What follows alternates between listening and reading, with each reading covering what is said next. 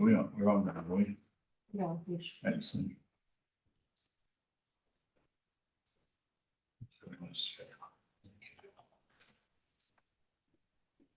Well, good morning, everybody. On behalf of the hordes of people on the internet, not on TikTok yet, are we? Welcome to this meeting of the Landlord Services Advisory Board, which is an executive working group. My name is Councillor Paul Rivers, and I am the chair of the LSAB, the Landlord Services Advisory Board, in case you didn't pick it up 2 seconds ago. I am joined by Vice Chair of the LSAB and Leader of Waverley's Tenant Panel, Terry Downey, and we alternate chairing of this board. I've already given my apologies for next month, so Terry anyway will be chairing that, but it'll be on his lonesome. And I am pleased to welcome Julian Hickson, who is here. And Julian, if you would introduce yourself. Yes, great. Thank you, Chair. Yeah, morning everyone. My name's Julian Hickson. This is, I think, my 4th week now as Interim Strategic Director for Housing and Environment for both Waverley and Guildford councils. Been great to be here, meeting people so far. Quite a lot of the team here at Waverley, trying to get up to speed with what we do, what our performance is like, etc. So really looking forward to hearing about what's been going on through this meeting. And glad to be able to be here as well. Thank you very much. Thanks. Shall we just run round clockwise or anti-clockwise? Let's see which one, where we go first. Let's go round clockwise and just introduce ourselves so that we know who we are and that other people know too. So, go. I'm Amy Hardy and I'm a Service Improvement Officer. I'm Hugh Wagstaff, the Head of Housing in Waverley.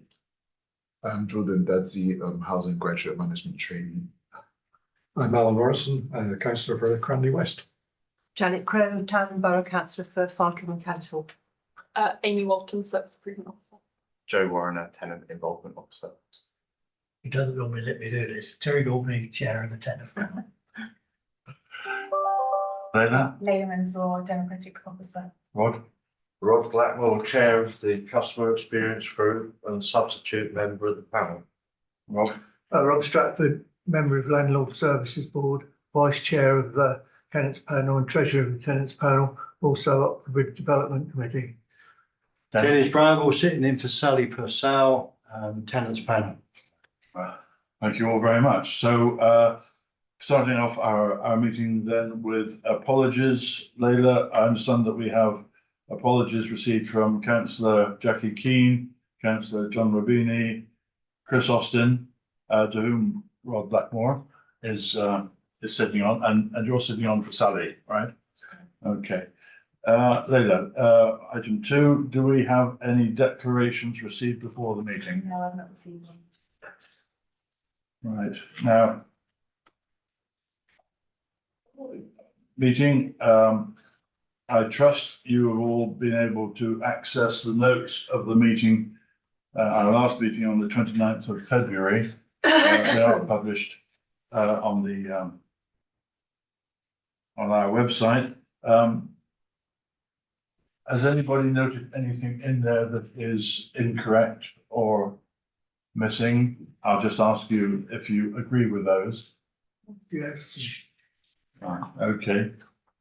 I may well want to come back to 1 or 2 points on that as we go through the meeting. Item 4, questions from members of the public. Leila, have we had any? No, Chair, none received. And questions from members of this board, are there any? None received. Excellent. Okay, so we're moving straight on then to agenda item number 6, which is the Q3 corporate performance report. Ladies, very kindly let me provide a short introduction summary. It's going to be a very short meeting. You will note on page 12 that we're looking a bit red. And underneath that, actually, there was an item that was raised up at the Overview and Scrutiny Committee earlier this week. But one of the things that this board is addressing and required to address from both fellows, our leaders' point of view, is to have a task and finish to be set up, or effectively set up already, to look at the underlying issues and the underlying issues as to why we're having so many exciting reds. And of course, one of the reasons things are red is because the target is perhaps too low. But I think we need to look under the covers on this and be absolutely clear, because if for no other reason, we're running out of red ink. Okay.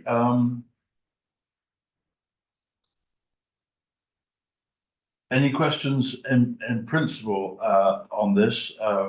Amy and Hugh will pick up. But Amy has produced some additional underlying numbers, which I think we looked at last meeting. Seems such a long time ago. One of the issues that I've had for a long time is when you look at percentages, you don't see the underlying data, you don't see the underlying numbers.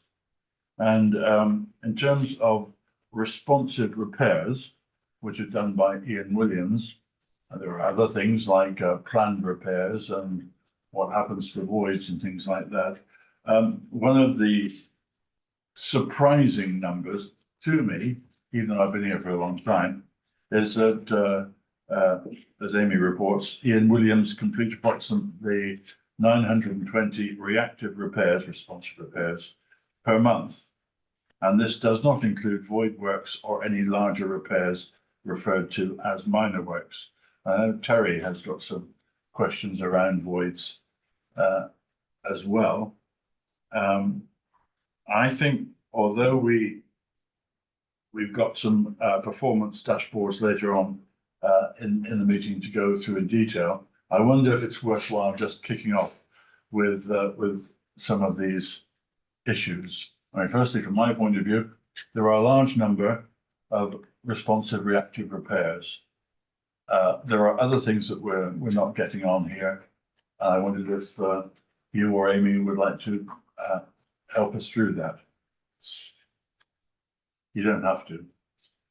You want us to go through the table, the KPI indicator suite, as you said, the lines of all the red. Maybe we can just talk through those and I can add the comments. I think you could, in terms of to see if there are any particular questions that this board wants to raise. But I'll just before we do that, Hugh, because we want to lead into the performance dashboard later on. But Hugh has sent me a copy of a letter that he received from Councillor Barker Lomax, who was at the Overview and Scrutiny Committee. When would it have been? A week ago, Monday. Last week. I was not at that meeting, but she says, we attended the ONS Resources Committee this week and discussed the KPI status of Waverley's housing maintenance contractor, Ian Williams in this case. The KPI status shows the satisfaction rates are significantly lower than target, 76% compared to 90%. The response rates are almost twice as long as target, 17 days compared to 10. The percentage of jobs not completed within 28 days is 23% rather than a target of 10%. And she goes on to suggest that we do one of two things. We change contractor, or better yet, we hire a competing contractor and let both firms know that whichever delivers better results will get more business. I'm not sure if this is a formal note that will be coming up to executive, or whether you just got a cross-patch note this isn't a formal recommendation. There was a formal recommendation from the ONS committee saying that they're concerned about the regs, but that's what it was. Okay. It doesn't All right. specifically. This is just a note from Right. the council. And I did say at the meeting, because I was at that meeting before I got thrown off everything apart from the executive, that these were issues that that your working group is indeed looking at. Right, So I did say that too, Thank Zoe, and yeah. okay. Hugh? And that's, I've gone back with a similar response, and I invited, and it's very short notice, but I invited the councillor to come to this meeting because the meeting is open to all councillors to come and put those kind of proposals forward for this meeting to discuss and to advise you on. So a similar vein, as I say, they gave their apologies, but they've asked for dates for future meetings so that they may attend then. I think so something we maybe in the end, those are kind of the options that we may need to consider. I don't think we're at that stage at the moment, and perhaps we can give some feedback what we've been doing around the responsive repairs contract. The second option was one of the things we did discuss when we were before procurement the current contract, but it's all around the administration, and so there are some challenges having two contractors and that idea. But the ONS committee, and again, it was a totally different set of councillors, did look at that option of having two contractors and whether you can use one as a substitute for the other. But it was because I think it's the administration, tackling one contractor is a challenge to have to. But it's something if we can't resolve things with the ambulance, it may be something we need to revisit. Janet? It sounds like a bit of a nightmare having two contractors. Yeah. Juggling that. I just wondered, I mean, I'm still very new really. Has this ever been considered to be taken in-house? I mean, am I talking, sacrilege here or? Well, I think the word considered has a number of. Yes, I mean, it surely should be option 3. Well, before the two contractors, it should be maybe option. Well, I mean, I will say just in principle that I always like in-house stuff because then everyone has more control and all the rest of it. But I know that there are lots of other complications. Yeah, I think one of the things that it's often hard to realise in terms of is I have a problem with percentages if I don't know the underlying numbers. Yeah, me too. One is just to get an idea of just how big Waverley is. Yeah. And the number of things that we would have to do. I mean, there are issues long term and considerations and outline discussions that happened particularly with Guildford, because Guildford does it rather differently to us. And clearly that comes with its own issues as well, as you'll have noted over recent months, to say the least. And if I can just come in, Chair, on this, if I might. Clearly, I think one of the things we need to do is understand the nature of the current contract we have with Ian Williams and what that ties us to and what that doesn't tie us to. So we may, Ian, if we suddenly dropped or got rid of Ian Williams or did put out 50% to someone else, possibly Ian Williams has a significant claim against us for breach of contract. So I think what we need to do is look at the nature of the contract, what our options are with that contract. Certainly, to re-procure properly a good quality repairs contract does take at least a year, if not more, to make sure you get it right. So we will be stuck with Ian Williams anyway. So I think our job is to work to improve massively what's happening at the moment and to get underneath the bonnet of what's happening. We can obviously, when the contract's up, or depending on what the contract says, we must give, I think, real consideration to what our future options are. Whether we can go down it. And I've worked under, everything contracted out, everything contracted in, partnering contracts with 2 or 3 different contractors in different areas to run stuff. And to be honest, success is not always down to the type of contract you have. It's down to the way sometimes that the contract is set up and managed, not necessarily the systems that you have. So I think we need to be very careful. But certainly whenever the contract is up or whether the contract gives us an option or a break, we would definitely, I think, want to look at all the options that were on the table for the future of providing repairs. But I think our immediate focus really needs to be on improving the relationship that we have with Williams and getting underneath what is causing that poor run of performance. I'm sure Waverley colleagues here have got much more insight into what's gone on, why there might be issues with it. But I think one of the things I want us to focus on is doing that hard work with Williams to make sure that we're maximising what we can get out of it. And there are reasons why contractors might not perform. Could be that they're overstretched, could be that they've not got staff, that they've had difficulty recruiting, could be that they've got issues with some of our own administration, and could be that they just need, frankly, good old-fashioned kick up the backside. Or a combination of all of the above. And one of the things I do know, which I think we may come on to later, is we work with, in terms of our repair satisfaction figures, we work with a company called the Leadership Factor. TLF, is that right, Hugh? Yeah. Yeah. They are experts in improving what makes for improved performance in repairs. They do thousands of surveys for housing associations, councils, across the country. So they know and work with those authorities to work out how you can improve customer satisfaction. So I think we should be utilising their skills alongside our own experience to try and improve stuff. But I think really clear we need to definitely move this back towards a green. As you pointed out, Chair, we're running out of red ink, and I would desperately like us to use more of the green stuff. Yeah. And it's not just a matter of changing your targets, although understanding what the targets are saying and what we're measuring is another thing.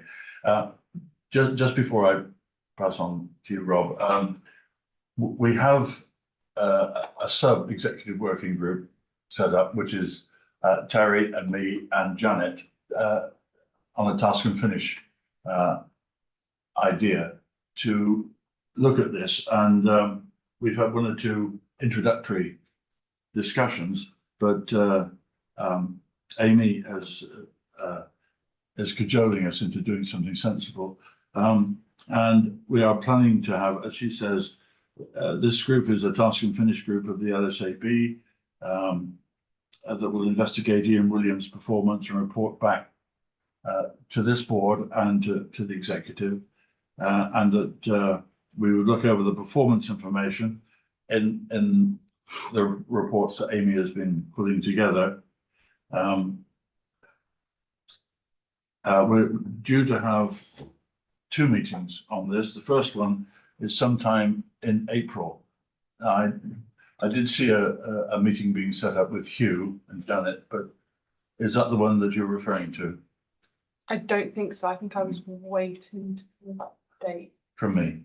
Yeah, probably. So we will have one meeting. Maybe at the end of this meeting we can sort that out, and then a further one when we discuss some of our findings with Ian Williams directly, and that will be after that meeting, yet to be determined. Rob, sorry to. No, it's okay. I just wanted to say I talked to a lot of Ian Williams employees, and it seems to be that Ian Williams don't pay enough money to get the right people. Yep. I mean, that seems to be the whole problem with it all. Or the other way around is the people who work for them want more money now. More money with construction sites, they can get a lot more money. Yes. So it's going to be difficult to improve like that, isn't it? Well, I think as Julian would say, it's a contract is between two people, and we have to make it work.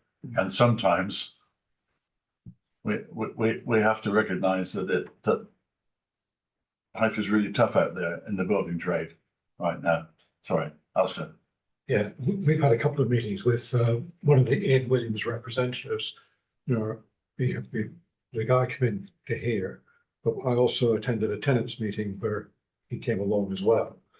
And one of the things that really struck me is they brought him down from Liverpool to work here, and he goes, I believe, April. Yeah.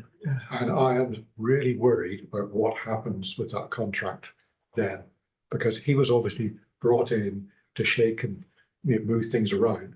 He got rid of a lot of the contractors and rehired a lot of contractors on higher wages, because he said he had to pay that. And he was quite happy with most of the team he now had.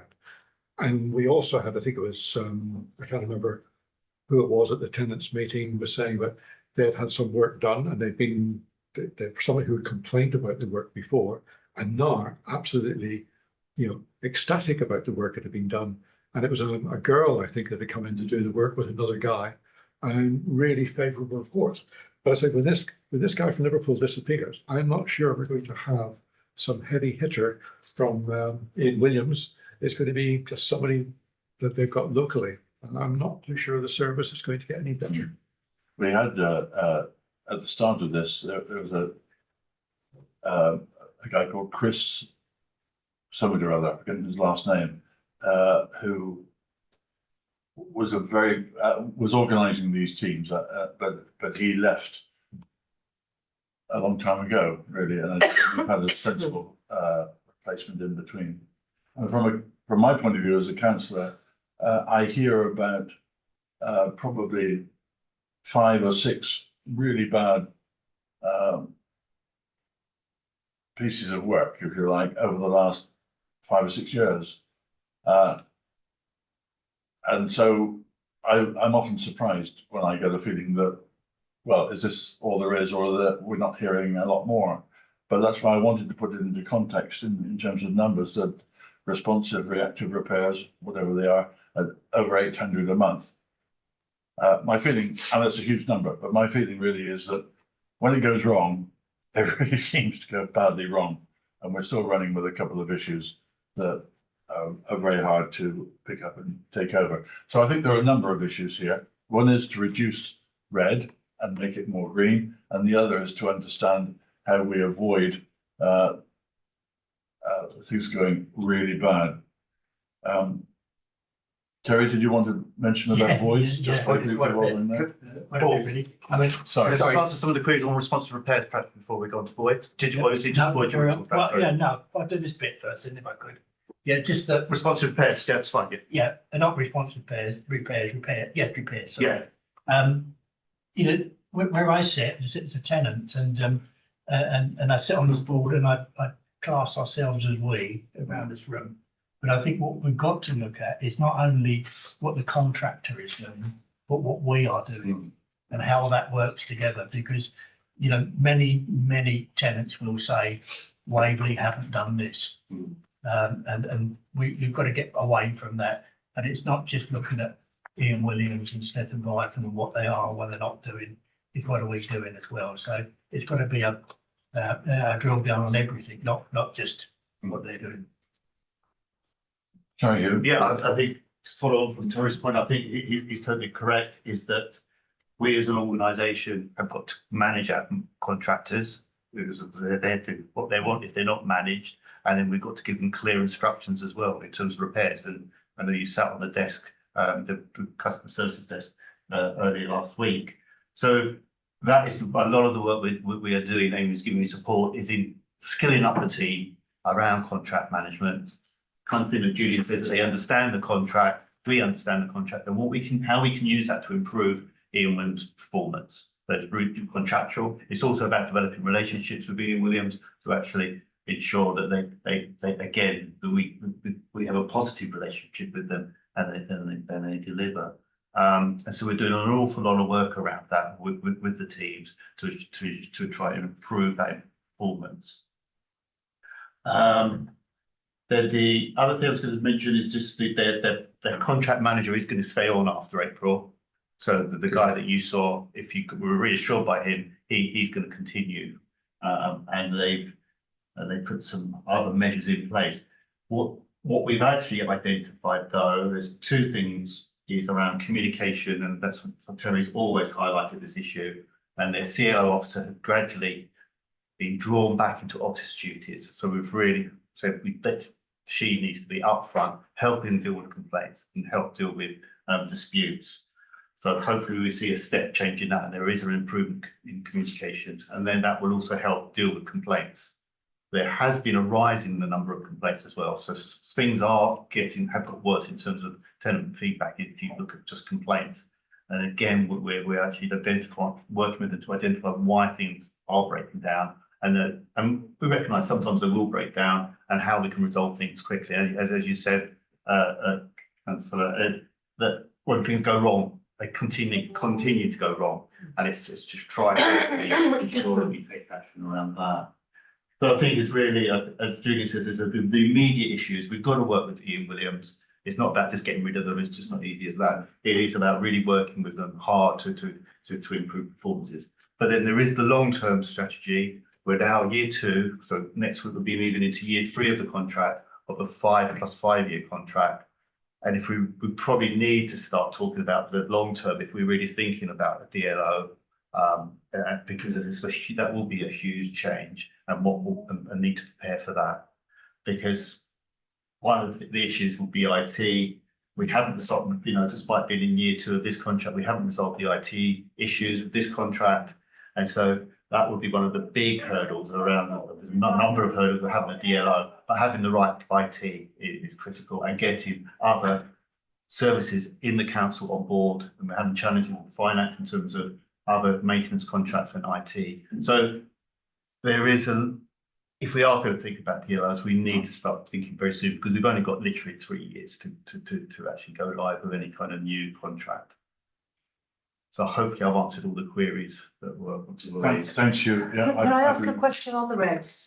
Or are we Yes. moving on, or am I not? Well, I am will too let's soon? move on quickly, but Quick question? please go ahead. So Dave, this amazing meeting that we had, the housing dashboard, it was really great. And in terms of just, getting under the bonnet, as you say, it might be that, is it possible to have the figures subdivided into direct and subcontracted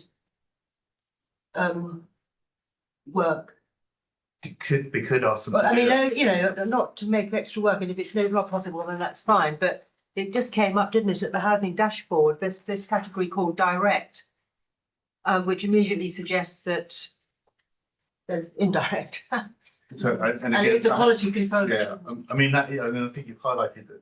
I probably haven't got particular data, but it's the feedback we feel is a lot of their issues are with when they've had to subcontract their work out. And again, in the contract, they give that reassurance that they would have direct labour, but let's be realistic, they are going to use some subcontractors. So it might be something we need to explore, because again, we are relying on them providing that kind of data. Absolutely.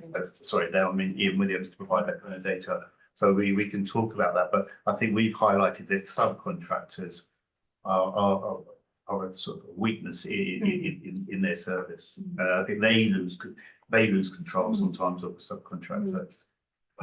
Can I, Chair? Could I? Thank you. Thank you, Ken. I think you make a very good point about subcontractors.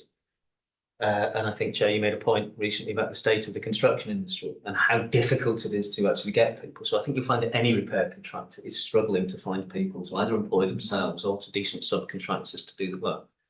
That is a difficulty. Nonetheless, Ian Williams contractors with us, they're responsible for the subcontractors. Right, actually. They need to manage that, and they need to make sure. But I think what we want, and I think this is what Hugh, I think, is driving at in terms of better contract management.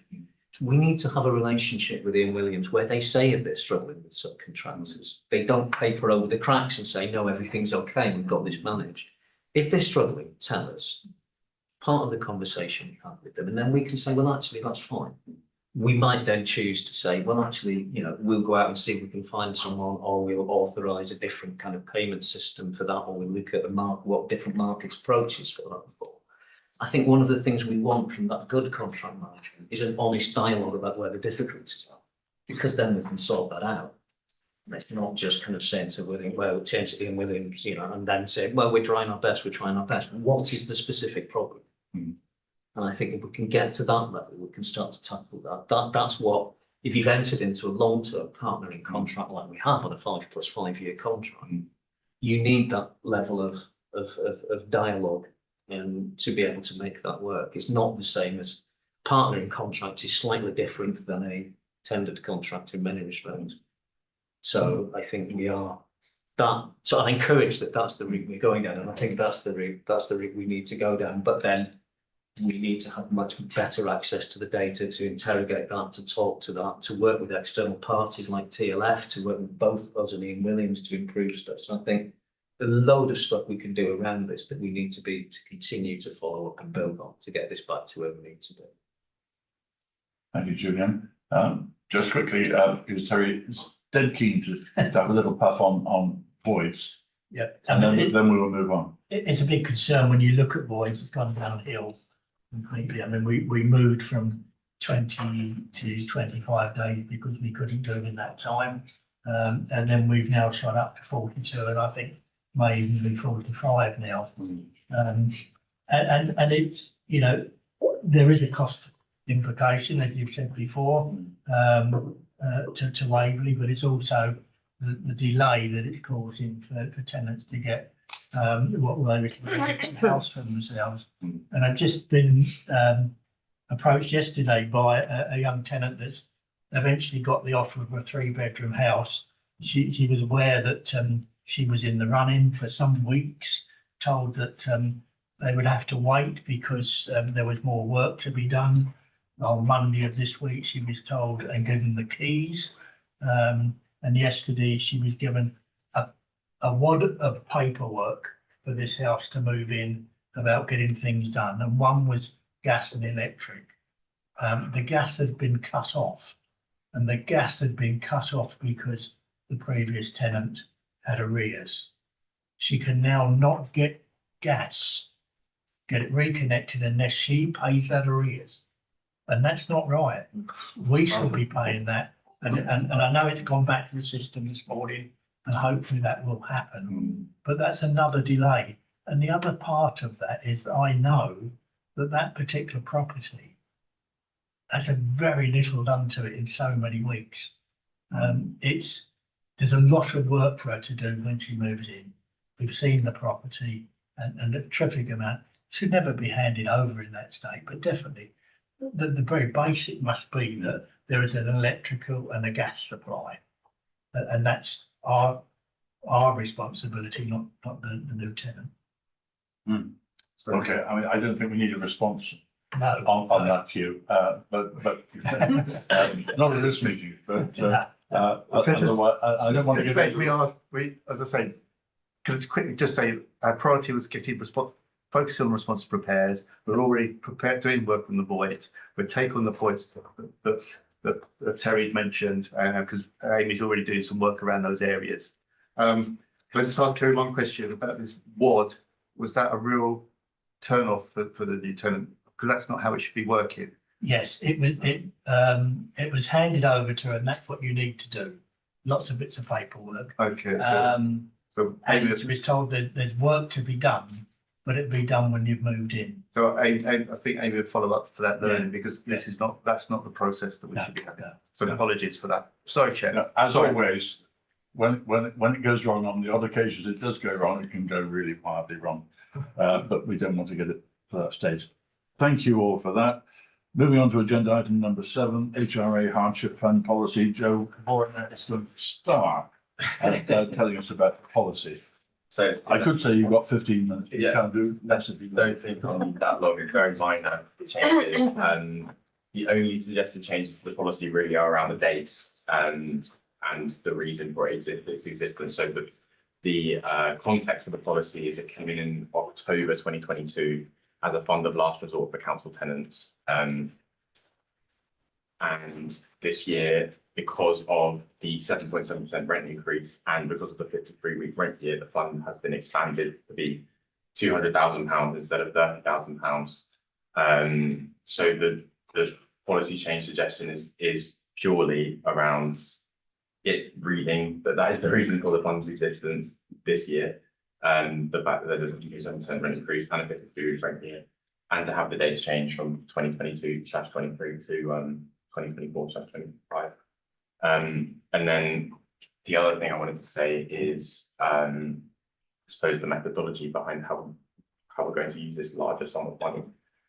Firstly, is that the goal is not to use up all of the money, as it is tenant rent money at the end of the day. So it is still a fund of last resort.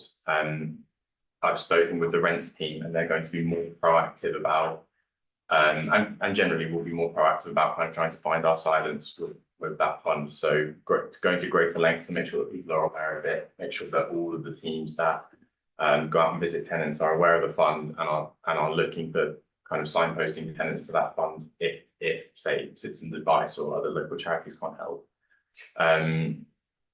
So one of the key concerns I had going into it was that there will be a single point in the year at which, because it's 53-week rent year, at which a lot of tenants would suddenly need the fund, and so we would need a lot of resource to facilitate that. That won't be the case because the way that benefits are calculated, there will be a minor deficit each week.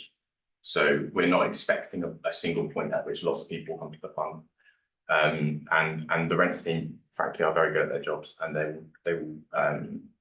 they always go to great lengths to ensure that people have realistic payment plans in place to make sure that they can cover any kind of rent arrears, or if they're struggling with rent, that they're aware of that, they're in contact with them, and that they are able to cover that. But this fund is there if that's not the case.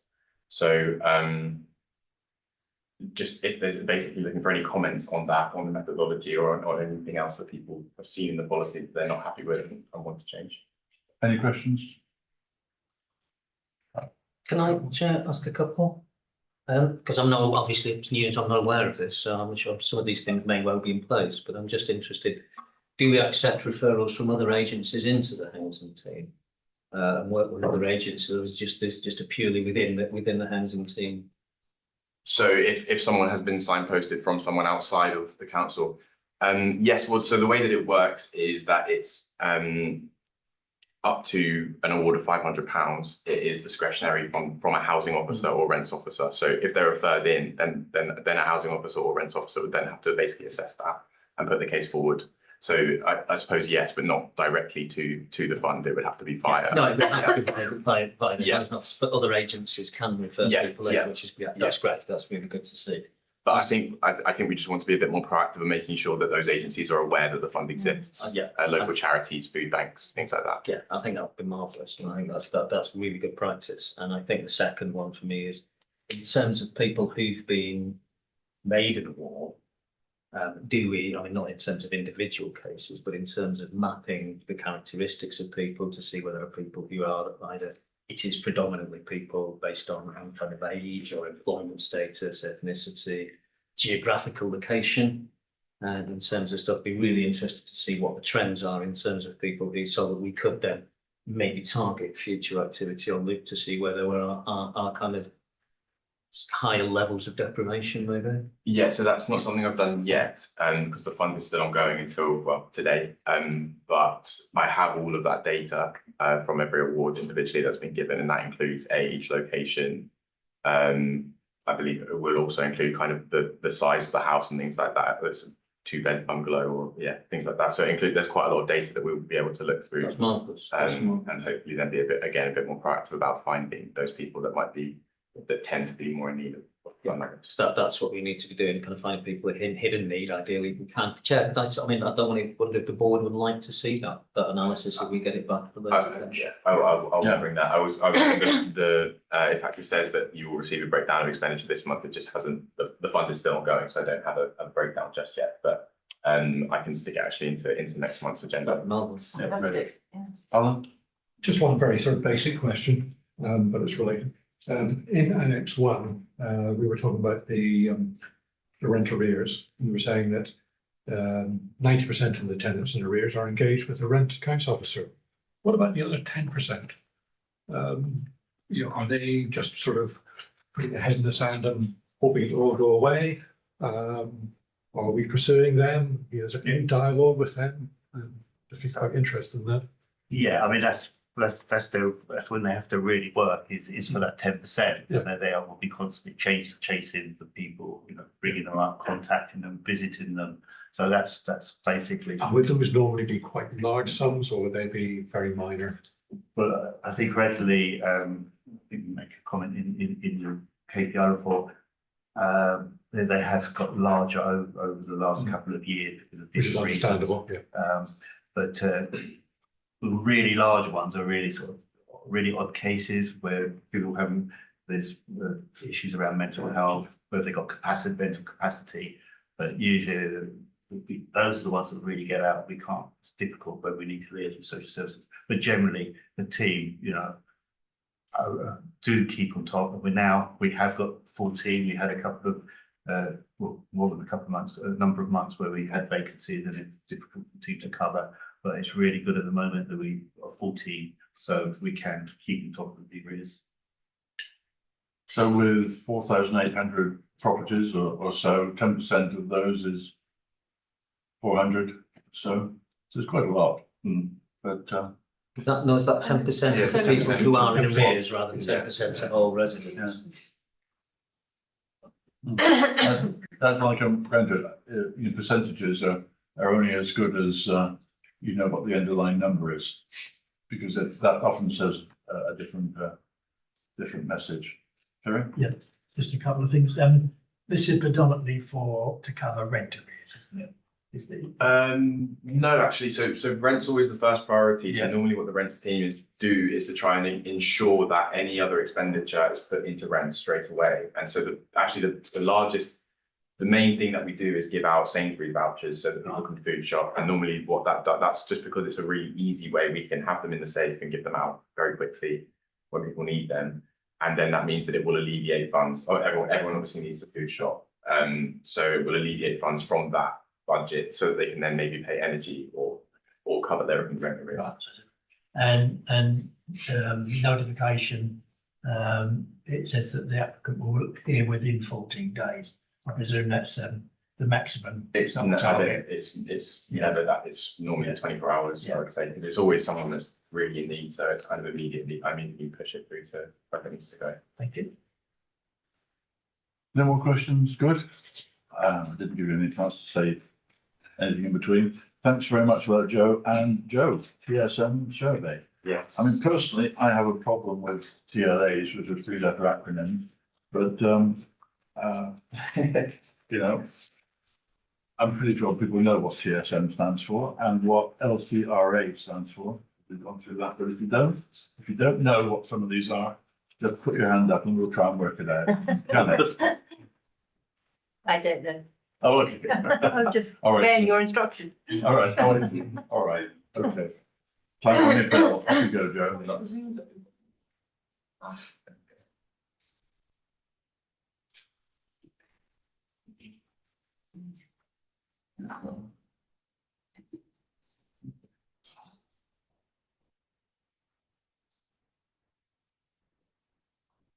Okay, so we received the presentation from Acuity, which is our survey supplier for the tenant satisfaction measures. And you have your slides in your agenda pack, but I'm going to go through some key slides. Firstly, though, the context behind the survey. Every registered provider from 2024 has to conduct a 12-question perception survey that was devised by the regulator, quite similar to the STAR surveys that we used to do. I think 2021 was the last one. And it will be presented in June, I think, as part of 22 tenant satisfaction measures to the regulator, and the other 10 are mostly sort of compliance-based, gas safety, things like that. We conducted two surveys, sorry if you've heard this before, but we conducted two surveys, one in May and one in October, both last year, of around 540 tenants, kind of randomly selected across the borough to be a statistical representation of council tenants in the borough.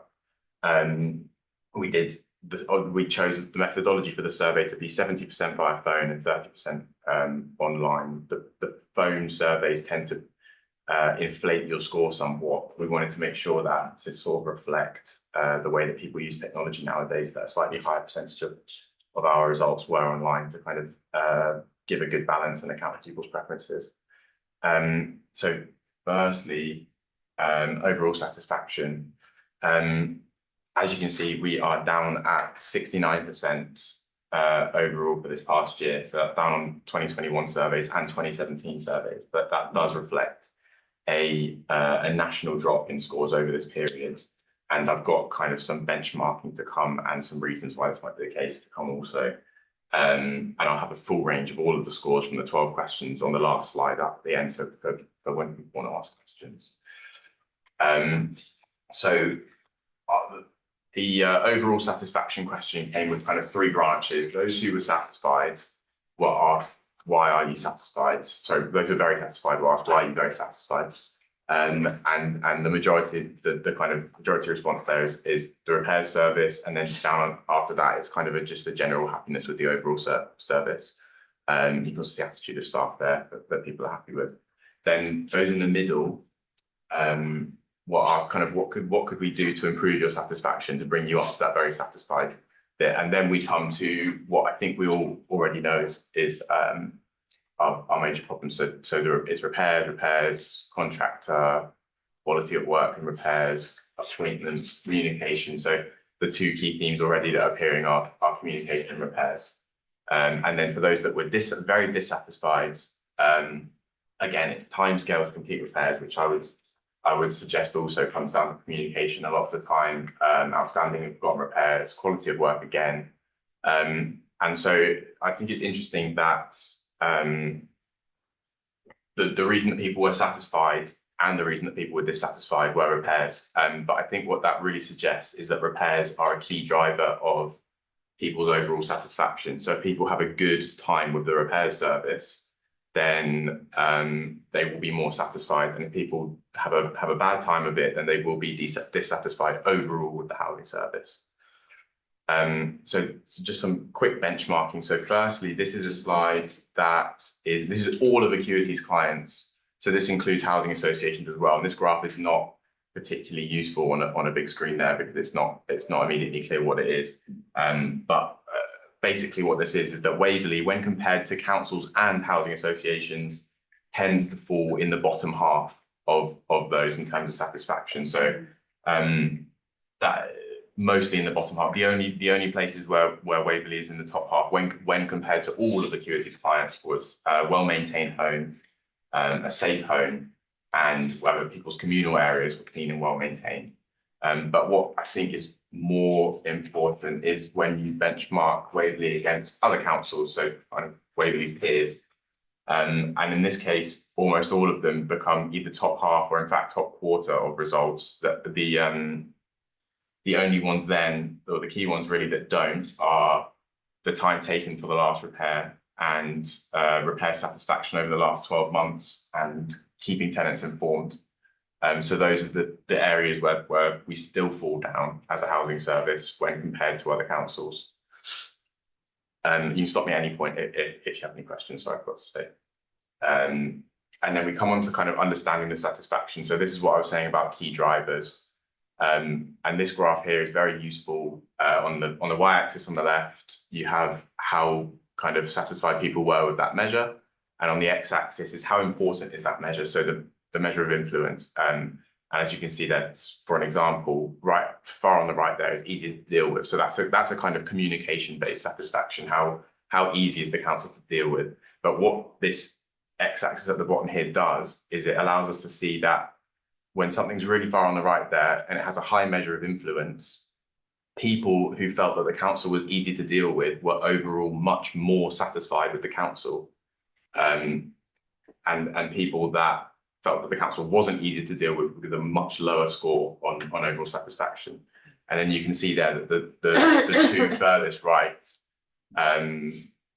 measures are whether the council was easy to deal with and the repair service over the last 12 months. So those are the two. I mean, well-maintained home is up there as well, although people tend to be more satisfied with that above our overall score. But repairs and communications again seem to be the key drivers of satisfaction with the housing service. So then they gave us some recommendations, and these come back to essentially the same thing. It's communications and repairs. There are more down there, but I would I think the top two there, communications and well-maintained home and good repair service, those are the two, I think, key drivers behind satisfaction that they picked up on for us. And so finally, I'd like to show this is our overall scores. And I'll preface this by saying that the numbers themselves are probably slightly misleading. It's not just about the number. So for example, our complaints handling is down at 35%, which seems quite shockingly low. But when compared with other councils, we were in the top half, or in fact, even in the top quarter for complaints handling, I think. Whereas for repairs, we were in the bottom half with a score of 69%. So the numbers themselves, be wary of those, but I'll just leave that up there so that people can reference that if they want to ask any questions at this stage. Any questions? I'll just pick up, sorry, hang on, Terry, just to pick up one point on your previous slide where you meant, you basically said perception at the bottom. Perception, it's a perception survey. Perception is everything. All right, let's not forget that. Sorry, Terry, go on. That's good. There's just a couple of things really that weren't really mentioned in there, but I believe from a presentation read before, each tenant was asked if they would like their name be passed on to Waverley, particularly when there was an issue.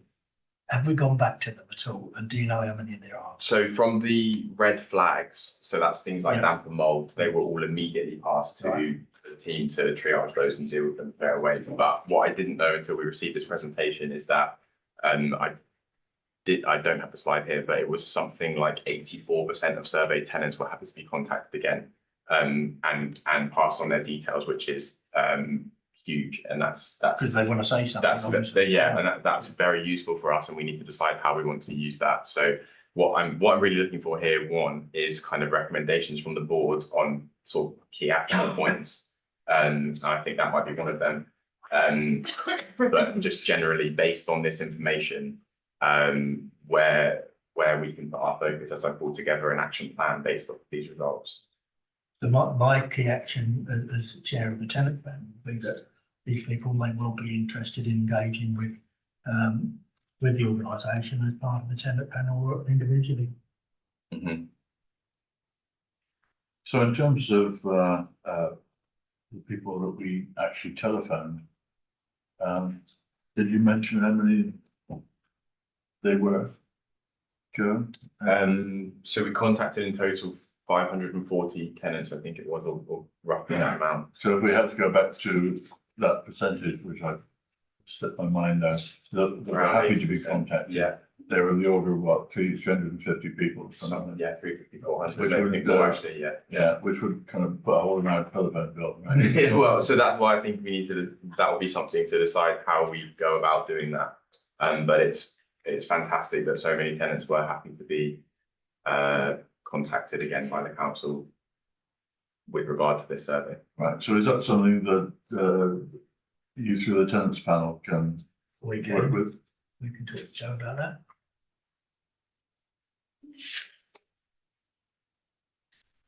We might even take 1 or 2 calls for it. Especially the ones that are happy. Right? Yeah. Okay, Joe, is that? That's it from me, yeah. Fantastic. Okay. So the plan is to develop an action plan from this, and I think we're just trying to identify any actions. I mean, there is free, they've actually recorded free text as well, which I don't, she analyse it for you, or we need to analyse it and look at the free text. I'll have to look at the portal, I'm not sure. Yeah, but she did mention that that's another source of data. And I think the idea is that we sort of develop an action plan in terms of how we can respond, but a lot of it might overlap with the plan we already have with Williams, as you say, that a lot of it is linked to repairs, communications and stuff. So is that something that you think you'd share with this board if not the next meeting, then the one after? Is that sort of time frame where we can look to? Yeah, so Joe can come and bring back a sort of how we're going to respond. I think it's an important, and then Julie was saying it's an important bit of data that we should be using. As you say, perceptions are all important. We've got to recognise it's a long time to change perception, and so it's that long term thing. But these surveys are going to be annual. It might be hard to see changes going forward, but we've got to work on them. I think that's what we want to use this data. Chair Knight, just in terms of the actual survey. So, I mean, if I'm right, colleagues, then obviously we try not to go back to the same people each time. So it's a rolling survey, you try and get different people. So you're not surveying, it's not like you have a regular panel. This is and that's dictated really by proper surveying techniques, etc. I think what you normally get from people, to make 2 points, is we can crack repairs. We're likely to crack tenant satisfaction. The rather obvious one is if we can get repaired better, we'll improve our resident satisfaction massively. That's very, very clear. That's something straight away. And I think the second one is, I think it's really worth either trying to engage or just thanking the people who have been prepared to give their names to say thank you and that we are, you know, that this is what we've found as a result of what you've told us, and this is what the important priorities are, that you've been heard. Because I think, you know, you take part in a survey and it goes off somewhere and you've taken part in a survey. Actually, I think we should be saying to people, thank you for taking part in that survey. That's really, you know, that's really helped us. If we can find some way of doing that. Yeah, I certainly agree with that. Rob, Dennis, any comments? Lovely. You, head of service update, please. Did you want to? No, I'm done. As I say, most of the work I've been doing is around repairs, which we talked a lot about. The other piece of good news is that we have won a bid for the social housing decarbonisation fund, and that's to improve the insulation of our homes. The government has a number of waves of this fund. We applied, this is 2.2, I think, and we applied 2.1, we weren't successful. It's a modest bid, but I think it's something we can learn from. I think it's a great achievement and deliver it. This could be delivered within a year. Government restriction, you've got to get a contract in place, and there's contract management and all of those things. But in the coming months, it's open for bid 3, wave 3 of this funding. And well, hopefully we will be prepared to make that bid and be a bit more of a bigger bid, something a bit more ambitious, because as we've identified in the asset management strategy, you know, our properties need millions to spend to get them to carbon zero or EPCA or even C. We've got around 800 homes that we need to still work on, which are the ones we prioritise. So I think this is a big step forward, a small step but a big step. If you can see what I'm saying, is that we've won this funding. We hopefully we will deliver on it, and as I say, it helps us prepare for the bigger bid later in the year. So just thank all the people that were involved in that success. Other things, it says I think basically the services generally is performing well. We're managing to recruit to posts that we weren't able to recruit earlier. So for example, the rents team, they're fully recruited too. So I think things are going into the new financial year. Things are very, very positive. We'll start taking questions. All right, thank you very much, Hugh, for that. I appreciate the work you and your team do. Any questions? Wow, look at that. I mean, that's a star result. One of the things that I'm very keen that we do, that we have a little trip up to your neck of the woods, Rob, in particular to at some stage in the next couple of weeks, maybe a month or two, the 6 or 7 voids that were being redone to see just how effectively we can redo houses to make them as terrific as possible. That should be coming to an end in. Well, happy pushing Louisa. She's saying the 18th of April, the last day I had, that we will have some kind of handover, but it may have delayed further. Yeah. But I mean, hopefully we would be able to go up by the end of April to do viewings. Or in May when it's nice and warm and have a picnic or something like that. It's definitely on our list. Well, I'd be very keen for Rob certainly to be able to see what you probably know where they are anyway. Of course, yeah. Yeah. I visit the blocks regularly anyway. Yeah, you do. So I'm dead keen to see what their cladding looks like. Yeah, it's very good actually. Yeah. Yeah. Very complicated, but it's good. Yeah, it'd be very interesting. And after all, it only costs something like £250,000 per house or something like that. It's expensive, yeah. But I'm sure that if we do it across the whole lot, you know. Well, it'd be a good test to see how it works, isn't it? Anyway, it'd be very good. And I'd like to, have a little charabang to take us all up to. It's time for me pill, is it? Right. Okay. Thanks, Doctor. Right. Okay. Amy, performance dashboard. Yes. Thank you very much.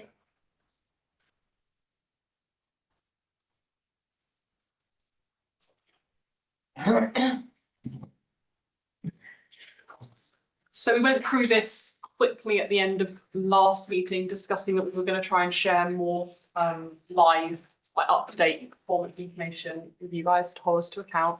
We then had a meeting that some of you attended to discuss what information we have available, go through it in more detail, and come up with a list of things that you'd like to see each month. So I don't have, as we spoke about at that meeting, I think I had like a week or two to try and get it ready for today. So I don't have everything to do today, but we can go through as a group what we agreed, the list, so that everyone knows what the list is and what they're expecting. So I will begin with, and if anyone has any questions at any point, jump in. I'll begin with repairs. So I have one slide of repairs information. I have this table is the current works in progress. I should label that. I don't have the number and percentage that are overdue or the number and percentage that are subcontracted at the moment. In terms of subcontracted, I am not sure how feasible it will be to get that information. I'm talking to Adrian, the contract manager, at the moment, but he did advise that approximately 30% of jobs are subcontracted, and mainly it's drainage and roofing works. And then the overdue numbers, we should have them in future. And then I've broken down the number of jobs by category. So we've got responsive repairs, voids, adaptations, and minor works. And minor works are responsive repairs that are a bit bigger. Disabled adaptation, age and adaptations. It's not adaptations that are disabled, is it? Yes, these categories come from what Ian Williams called them. But Right. yes, that's any adaptations work. Okay. I now have the voids information. So this shows a kind of comparison between 2 years. So the orange line is this year. So you can see the most recent, that February point of 45. That means that of all the properties that were relet in February, the average length that they had been void is 45 working days. So that's 9 weeks because it's working days. And the grey line on there is our KPI target of 25 days. I will also be able to break it down to stages in the future in terms of how long was it, how been work done, how long was it being advertised, things like that. So you can see where in the process it spends most time. Does that show the type of work?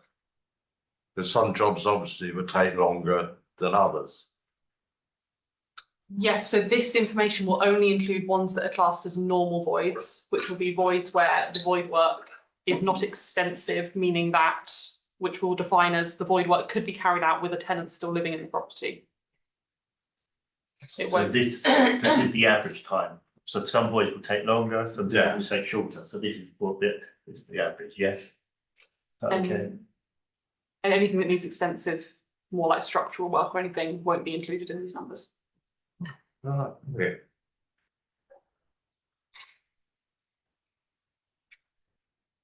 And I have 2 bits of information about complaints. So I focused on looking at complaints closed for a month, because if the complaint is closed, then I have all the information about it and I can categorize it easily. If I talk about complaints received in a month, then the complaint might not have been closed yet, so I won't necessarily have all the information, if that makes sense. So 36 complaints were closed in February across the housing service. I've broken them down into their categories, and then orange means that we upheld the complaint and we accepted that we'd made a mistake and done something wrong, and not upheld means that we had decided that we hadn't done anything wrong in that case. And then I've added on the percentages for the 2 where there was a split, so you can see that. Okay. Sorry, is that number 1 complaint? This is all. All complaints. So of the 36, 34 were level 1 and 2 were level 2.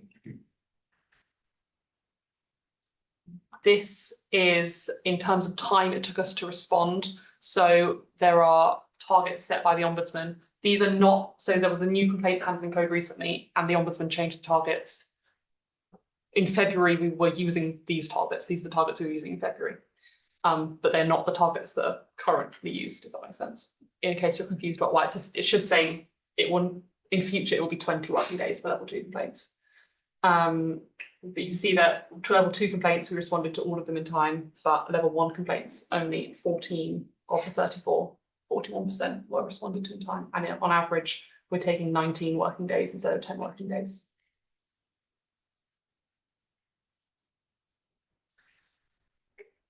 The next 3 slides are information I don't have this month, but I will have in future. So I'll have an update on all the compliance areas.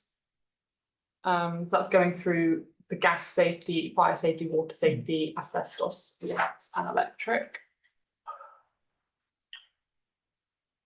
I will also have rent arrear information that's similar to the KPI you get, but just a more update. And housing management, I've been talking to one of the senior housing officers about setting up a measure of,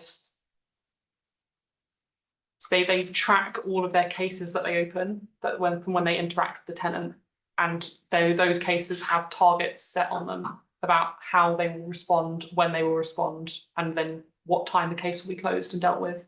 So tracking whether they're meeting those targets. That is all of the information. So if anyone has any questions about any areas. Will that include ISB for the housing management ones? Yes, I'm sure it will. They spoke about all the different areas, and we had a look online. I had a look around at some examples of what other councils, and lots of them were splitting it into different categories based on the type of case. So Amy, remind me, did we have this last meeting? yes, We did. yes, in February. Yes, that's right. Sorry, it's a long time ago. I mean, just refer you back to one of those on repairs.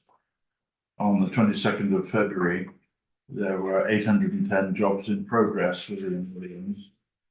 295 of them were overdue, and over half, or 55% of these, 161, were down to roofing, which takes us back to scaffolding and the difficulty involved in keeping scaffolding up, or getting it, or moving it around.